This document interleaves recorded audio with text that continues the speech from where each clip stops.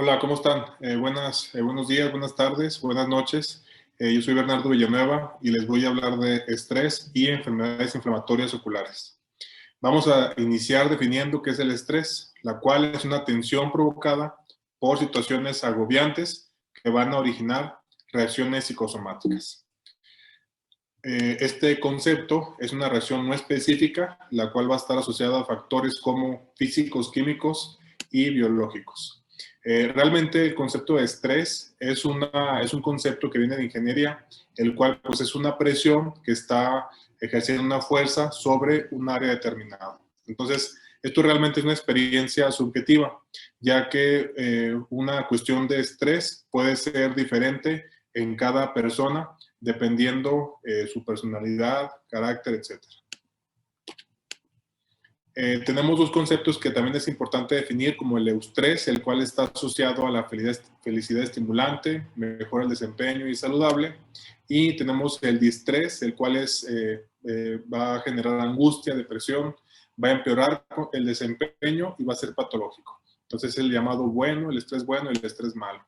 Entonces, actualmente, el concepto de estrés bueno y estrés malo, pues es muy complicado definir esta línea, la cual pues es difícil, como se comenta, poder saber hasta qué punto el estrés va a ser bueno para uno y malo para otro. Porque se pone el ejemplo de una persona que por el estrés bueno va a estar con su buen trabajo, va a tener un buen sueldo, una buena dinámica social. Sin embargo, posiblemente tenga factores o algunas situaciones de riesgo, las cuales van a hacer que su vida sea más corta por alguna cuestión orgánica. Entonces, debido a esto, realmente es complicado saber.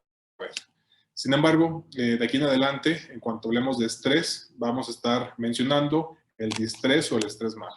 Entonces, el estrés está asociado a la inflamación y esto se estudió desde el 57 con Rasmussen, el cual se estudió con animales, y pues se va a ver que aumenta la susceptibilidad a enfermedades infecciosas. Posteriormente, Amkraut lo asoció a enfermedades inflamatorias y Capitanio estudió animales en los cuales vio que cuando tenían experiencias psicosociales adversas, tenían una supervivencia más corta.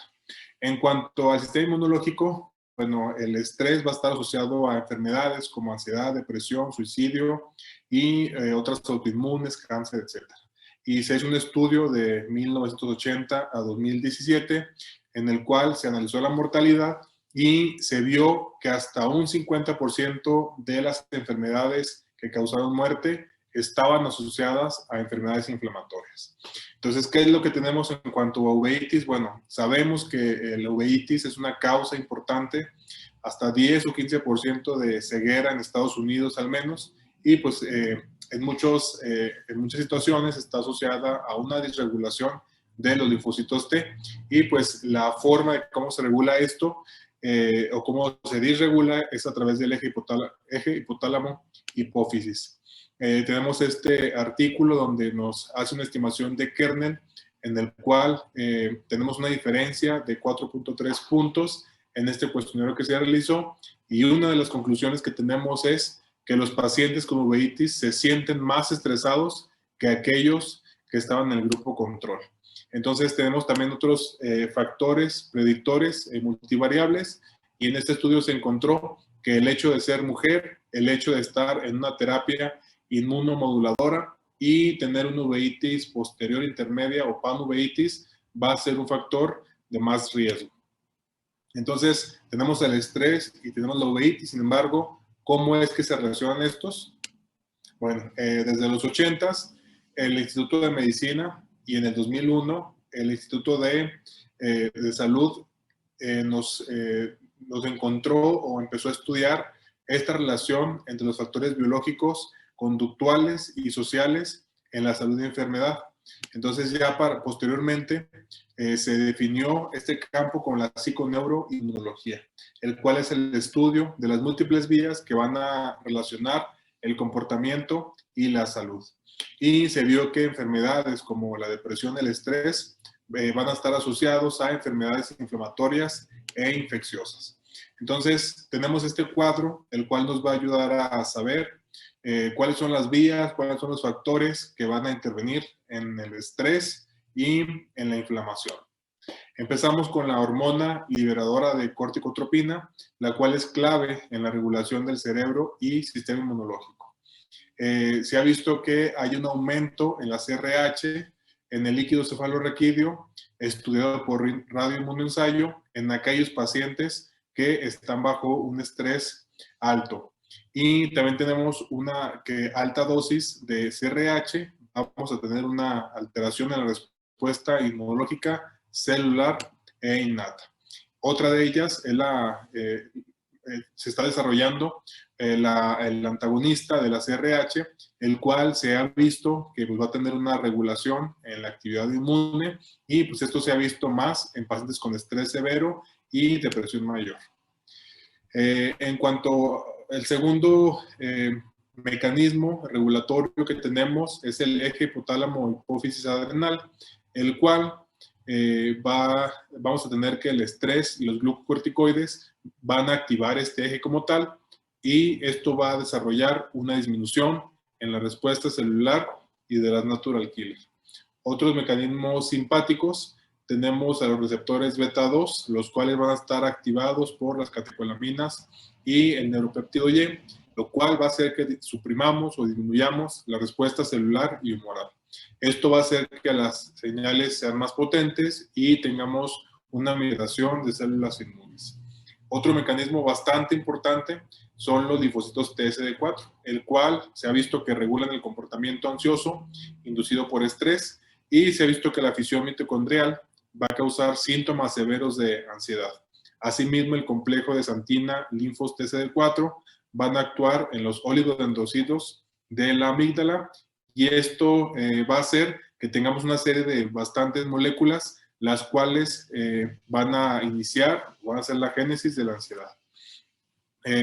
Otro mecanismo que ya se comentó es el natural killer, nada más para recordar que pues, es la primera línea de defensa que tenemos actualmente en nuestro organismo o que conocemos y pues, bueno, está asociada a supervivencia tumoral, es decir, aquellos pacientes con mucho estrés, con problemas de ansiedad, van a tener una peor respuesta ante enfermedades tumorales y esto pues se ha visto que es mayor en pacientes con estrés psicológico severo y depresión mayor. Asimismo, las citocinas proinflamatorias van a ocasionar insomnio, fatiga y depresión.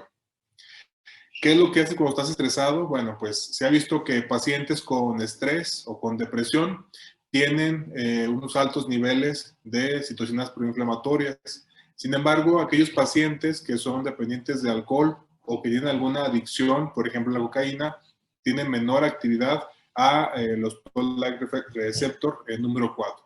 Sin embargo, cuando tenemos la situación de estrés y aparte una situación de ansiedad y esto asociado a alcoholismo o a drogadicción, vamos a tener un efecto sinérgico, lo cual tenemos esta frase de que no solo te afecta el estrés, sino lo que haces al estar estresado. Entonces, otra clave bastante importante es el sueño.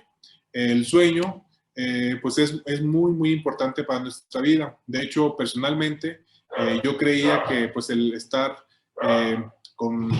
dormido nos iba a ser un factor para nosotros pues que realmente no iba a tener mucho valor. Yo lo veía como una pérdida de tiempo realmente. Sin embargo, después de leer este libro, ¿Por qué dormimos? Pues es muy interesante poder ver cuáles son los beneficios de dormir. Aquí les pongo algunas de las claves, la cual pues nos habla, por ejemplo, del cambio de horario, que es un experimento global, y esto se ha visto que cuando dormimos menos hay un aumento del 24% de infartos agudos al miocardio y una disminución del 21% cuando dormimos una hora más. Asimismo, está asociado al mal dormir, a accidentes automovilísticos y aumenta la tasa de suicidio. Entonces, el libro nos menciona que la OMS nos refiere que el trabajo nocturno ya está considerado como cancerígeno. Entonces, tenemos la frase de que cuanto más corto sea tu sueño, más corta será tu vida. Asimismo, bueno, el sueño y la respuesta inmunológica está estudiada desde tiempos de Aristóteles, el cual lo empezó a estudiar desde antes de Cristo. Posteriormente, Ishimori, en 1909, estudió los factores humorales que regulan el sueño y Kruger en 1980 aisló el factor S, promotor del sueño, que se lleva a cabo por el sueño no REM. Entonces, actualmente en México tenemos hasta un 60% de adultos que tienen trastornos del sueño. Y esto va a aumentar el riesgo de enfermedades como depresión, enfermedades inflamatorias e infecciosas, y va a contribuir a todas las causas de mortalidad. Tenemos aquí unas tablitas donde podemos observar qué es lo que, las situaciones que nos van a generar estrés. Tenemos estrés orgánico, estrés infeccioso, y bueno, se van a generar mediadores inflamatorios, los cuales, si tenemos nosotros una buena continuidad del sueño y una buena arquitectura del mismo, vamos a poder tener una buena respuesta antiviral y vamos a tener una mejor supervivencia a infección. Esto se va a regular por las mismas vías, hipotálamo, hipófisis y la vía simpática, y bueno, van a tener algunos ciclos circadianos que van a ser similares a la situación del estrés, y pues esto va a ser a cabo principalmente, por ejemplo, la interleucina 6 y los Toll-like receptor número 4. El problema de aquí es de que si no dormimos, vamos a tener una sobresecreción diurna. Entonces, ¿qué es lo que pasa cuando tenemos alteraciones del sueño? Bueno, se van a generar ciertos factores a través del eje hipotálamo hipófisis adrenal, por ejemplo, el cortisol, y por otro lado tenemos que a través del sistema nervioso central se van a generar catecolaminas, las cuales a través o mediadas por los DAMs, los patrones moleculares asociados a daño, vamos a tener una disminución de respuesta antiviral y un aumento de la actividad inflamatoria. Tenemos dos mecanismos inflamatorios adicionales, el cual es el que aumenta el transporte de citocinas proinflamatorios a través de la barrera hematoencefálica, y por otro lado vamos a tener cambios celulares, los cuales van a hacer que a través de la CCL2 va a estimular astrocitos y vamos a tener atracción de células inmunes. Esto se ha visto que afecta más a mujeres y a personas afroamericanas. Entonces, estas alteraciones del sueño van a estar pues iniciadas por factores sociales adversos, los cuales a través de otras situaciones de estrés infecciosas, por ejemplo, a través de virus o bacterias, vamos a tener pues que van a exacerbarse por una mala arquitectura del sueño, una mala continuidad del mismo, y esto va a hacer que aumente la actividad inflamatoria, que disminuya la actividad antiviral, y vamos a tener una asociación mayor a demencia, por ejemplo, a Alzheimer, a depresión, a pobre respuesta a vacunas y a una susceptibilidad a enfermedades virales y bacterianas. Entonces, por varios mecanismos nosotros podemos estar viendo cuáles son los resultados de las alteraciones del sueño.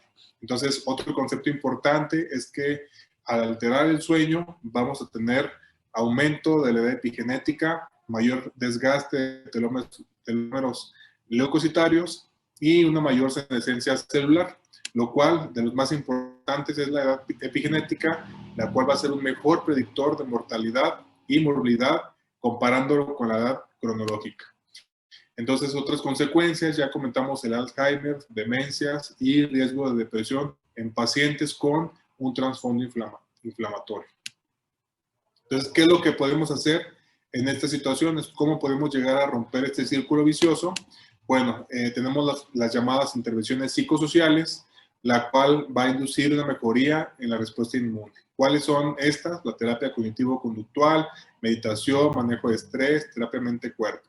Y pues la OMS actualmente recomienda que si es posible, mejoremos las enfermedades con esas intervenciones. ¿Cuáles son los parámetros? Bueno, van a ser las citocinas proinflamatorias, reactantes de fase aguda, inmunoglobulinas, actividad de natural killer, el conteo de CD4 y la carga viral. Esta parte se me hace muy, muy interesante, ya que se hizo un experimento en pacientes con artritis reumatoide y se vio que, bueno, los que estaban tratados con metotrexate, se hizo una comparación entre el tratamiento con biológico y con tratamiento con terapia cognitivo-conductual. Y a través de los parámetros que ya se comentaron, se vio que tenían el mismo efecto. Sin embargo, en cuestión de precios, era mucho más caro tratarlo con el biológico a comparación de con la terapia cognitivo-conductual. Entonces, ¿qué es lo que hay que hacer para dormir mejor? Bajar la temperatura hasta 1 grado y tener una regularidad, es decir, dormir y despertar a la misma hora. Como conclusiones, bueno, siempre recordar que somos seres biopsicosociales, nosotros mismos y nuestros pacientes. Hay que tratar de disminuir las horas de estrés, aumentar las horas de sueño. Hay que tratar de aplicarlo en nosotros y en nuestros pacientes y de esta manera poder tener un mejor control de enfermedades inflamatorias en general oculares y sistémicas. Muchas gracias.